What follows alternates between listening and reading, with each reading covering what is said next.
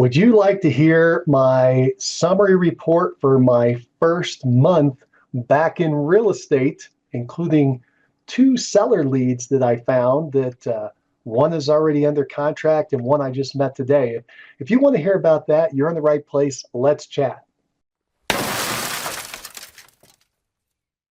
Hi, I'm Mike Cerrone with the Comeback Agent, and I just want to share with you kind of a production summary report from my first month back into real estate. As you know, in this channel, I had a 15-year break between when I've sold in the past and then selling now. And so I'm going into this year with the objective of selling 25 homes in my first year back after a 15-year break. And so we're just documenting the journey. And today I'd like to share with you a report. I'm sitting here on January 31st, so I'm at the end of the month, and I'm going to show you some of my stats from my prospecting efforts. My attempt, at least so far, is to do this without relying on my past clients, the sphere of influence that I had in the past, many of whom have gone other directions after 15 plus years. But I was challenged to do it where I do it from cold calling, just like a new agent entering the business. And so that's what I'm going to share with you here in a second. I'll just go to the punchline first, and that is my efforts, although much smaller than I planned to do, did uncover two strong seller leads, one of which was a for rent by owner that I called up, and it turns out that they did have a vacant property. They were going to rent it out for a short period of time, and I recommended they just, and like for 3 or 4 months. And I'm like, well, why mess with tenants? Why not just sell it now? And she said, yeah, that sounds good. And anyway, I started chatting with her over the phone, and things were looking interesting. And then she said, you know what? Never mind. I want to go back and work with my old agent.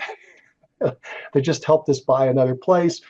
And I said, well, it's hard for me to argue with loyalty. That's great.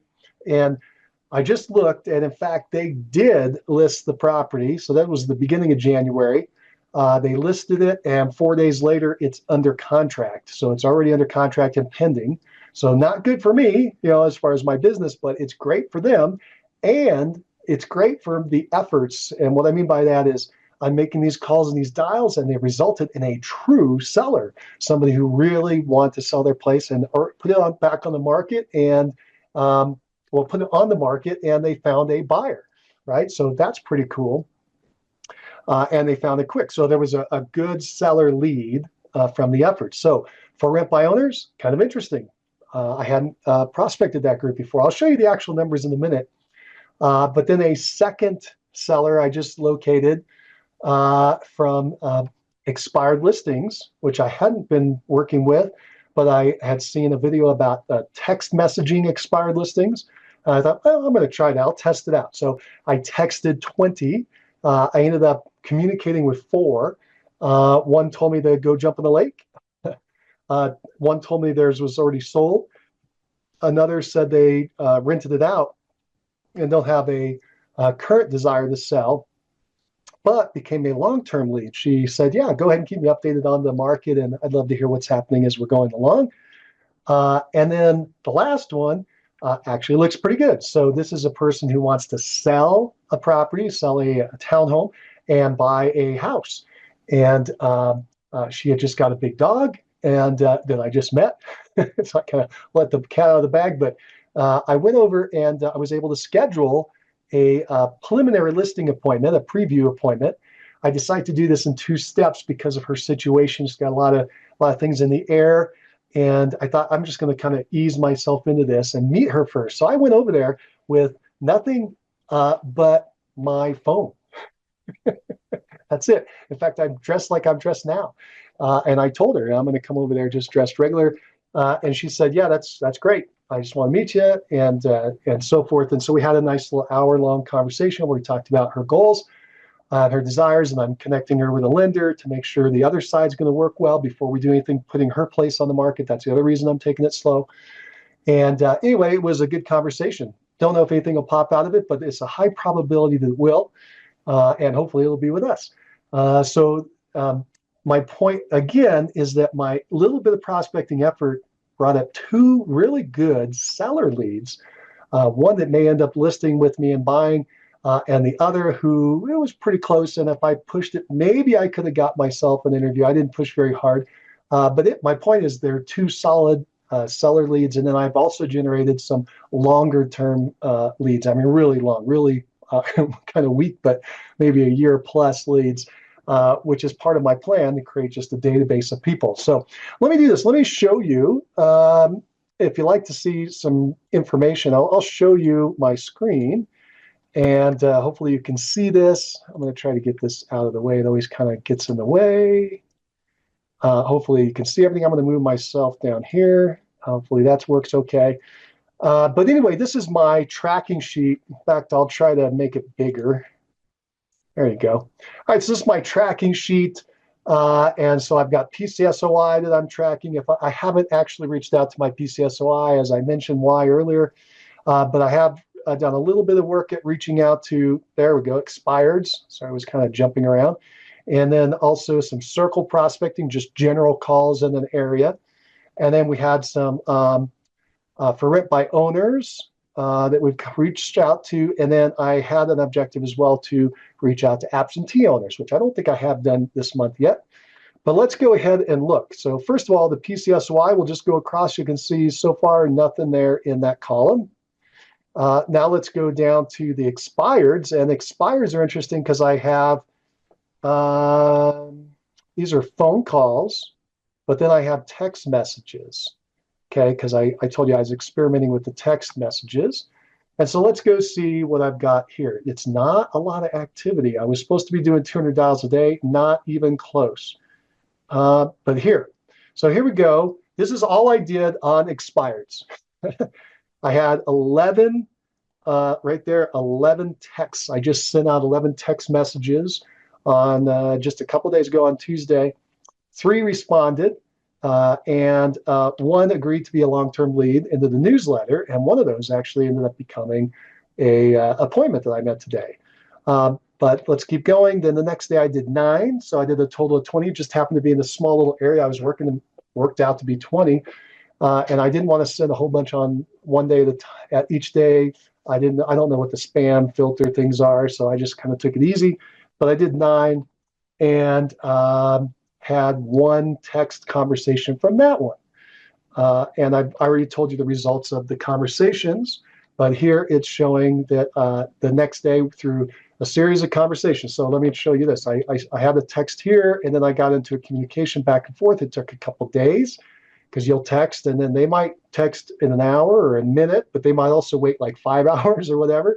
And I also promised myself I wouldn't text after hours or early hours. So this is just during hours, and we did set up an appointment on Thursday, and I just met her today, which I, again, just gave you the information. Very nice lady, has a really large, beautiful dog, a Grand, I think it's Grand, named Great Pyrenees, big 120-pound dog, very friendly, just loves to be pet.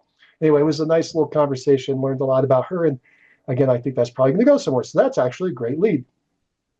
All right, let's go now to show more stats. I guess I should have just left this up here. Again, hopefully it's not in your way.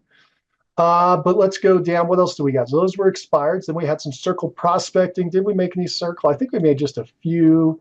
Yeah, so this is the time, like 50 minutes, 35 minutes, 61 minutes. And I made 9 dials. I know that's not a lot of dials, but I was kind of testing out a system. And then the next day I made 23 and then 10. I was leaving voicemails in this group, so I had 4, 10, and 6. And then conversations, we had 2, 6, and 3. And then as far as people said, yeah, you can keep following up with me and go on the newsletter at 0, 0, but then 2. So those are kind of longer term leads. And then appointments set were none. And the system that I set, this little spreadsheet, we can see for the month, we have the summary. So for the whole month, I did 165 minutes. So what is that, like 3 hours, just under 3 hours, and 52 dials, 23 voicemails, 13 conversations that resulted in 2 newsletters. And I'm going to kind of keep all those stats so that I can finally get into these ratios. That's what my goal is, so I can kind of predict my business. All right, so let's keep going. Again, I hope this is helpful. These are for rent by owners, and I did some hand dial there on the for rent by owners. I was having trouble with my dialer, so I just did the hand. And so I've got 39 minutes. I got 12 dials in. I didn't leave any voicemails on those, but I did get into 4 conversations. And I'm pretty sure that's when I met that lady. In fact, I think she was my first conversation, which was kind of wild. The first conversation, she's the one who ended up actually listing, but not with me, somebody else, and she's actually under contract. But I was on track. I was kind of working with her, and then when it came time to set the appointment, that's when she got cold feet. But that's okay. Again, learning as we go. And then a little few days later, I did 37 minutes, 10 dials, and 10 voicemails. Yes, nobody answered. And I guess I did it again. I did it with a dialer this time. 28 minutes, 6 dials, not very many. Again, I was learning that dialer. 3 videos, and voicemails, and that is that. And then we go to the summary, so you can see for the whole month, I only had an hour and a half of those, 28 dials, 13 voicemails, 4 conversations, and the one seller who didn't go with me but went with somebody else. So that was my second seller. I don't think I had any absentee. Nope, no absentee. All right, so I'm hoping that was helpful for you in some way to kind of see what I'm doing. And you'll notice that I haven't done a lot. In fact, I've got to look back and see, what was it? So let's see, 28 dials there and 52 dials there and 20 text messages. So we're talking dials of 80 dials total and I was really slow. So for a couple hours, and then some text messages, probably took a couple hours, almost a half a day the first time, because I was trying to figure out how to get it set up right. Because I did it through a different phone number, through a Google Voice number that I set up. So that was pretty cool. I'm glad I set that up. That's another video if you want to see it. And total time, though, I mean, we're talking just a couple of hours and less than 100 dials. You know, not even conversations. Conversations 13 and 4, 17 conversations, and plus the text messages, which I add 4 more, so 4 text message conversations that resulted in those leads. So I think that's kind of interesting. I thought you might enjoy a little summary. And so now that I kind of know what's working, I think February is going to be a very interesting month. Moving forward, I'm going to really increase my numbers, which I should have been doing on January 1, because people are already popping back in the market and taking action. So hopefully you are dialing on your systems here in January, and you're ready for a big February before we get into our spring market. All right, hope this has been helpful in some way. If you have any questions, drop them down in the comments below. If you like this material, give us a thumbs up. And I hope you have a fantastic and productive day. Keep moving forward. Bye for now.